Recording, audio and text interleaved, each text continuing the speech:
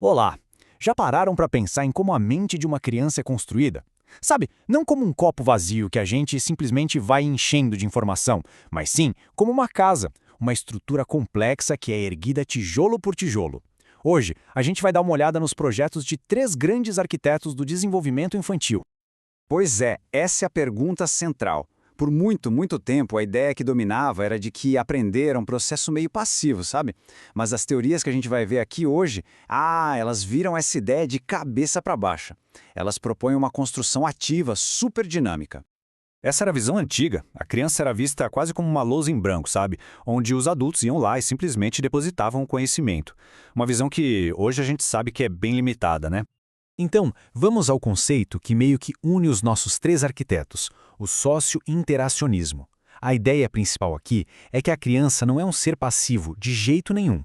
Ela constrói o próprio conhecimento. Isso significa que as habilidades de movimento, o lado afetivo e o cognitivo não aparecem em caixinhas separadas, não, elas se desenvolvem juntas de forma totalmente integrada.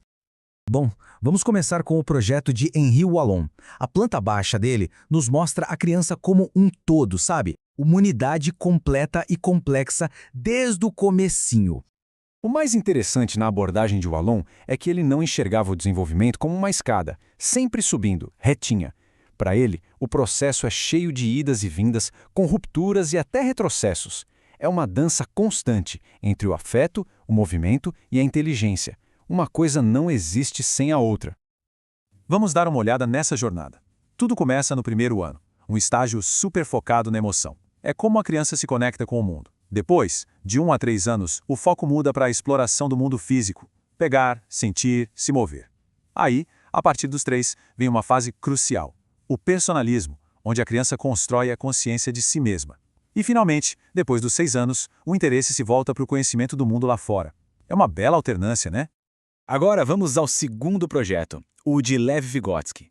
Se o Wallon focou na criança como um todo, Vygotsky vai nos mostrar como o mundo social e a cultura ao redor dela são os verdadeiros construtores da mente. Então, o ponto central aqui é o seguinte. Para Vygotsky, ninguém se desenvolve numa bolha. O desenvolvimento psicológico está totalmente amarrado ao contexto social e às ferramentas que a cultura nos dá. E a principal ferramenta de todas? A linguagem. Para Vygotsky, a linguagem é muito mais do que só comunicação. É uma ferramenta poderosíssima para organizar o nosso pensamento, para criar categorias e dar sentido ao caos do mundo. Em outras palavras, a linguagem molda o jeito como a gente pensa.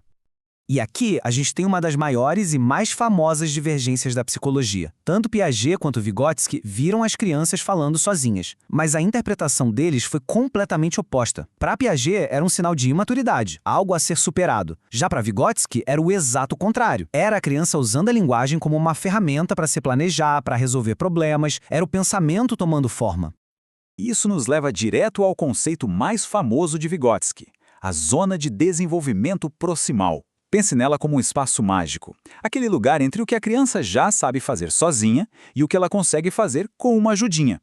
É exatamente aí que a orientação de alguém mais experiente faz toda a diferença. É o ponto exato onde o ensino realmente acontece.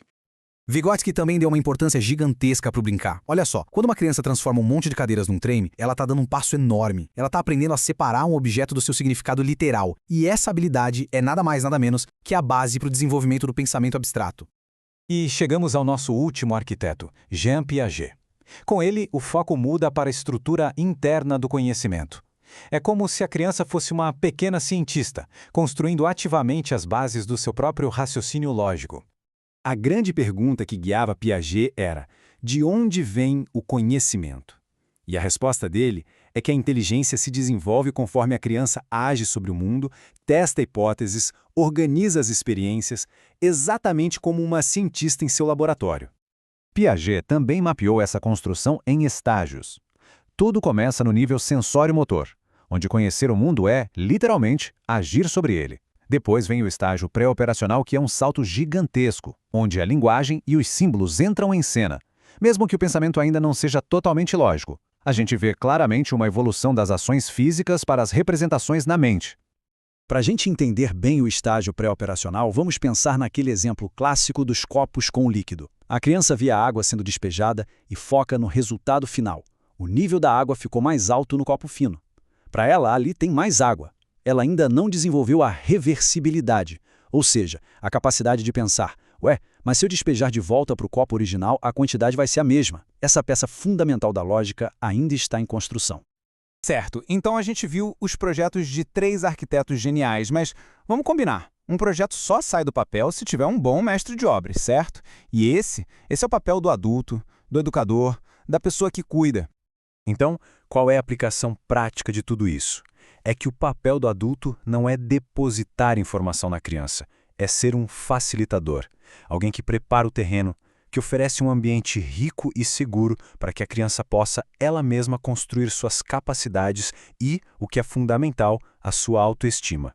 E como se faz isso? As dicas são bem diretas. É preciso construir uma imagem positiva da criança, evitando aqueles rótulos, aqueles apelidos que acabam marcando.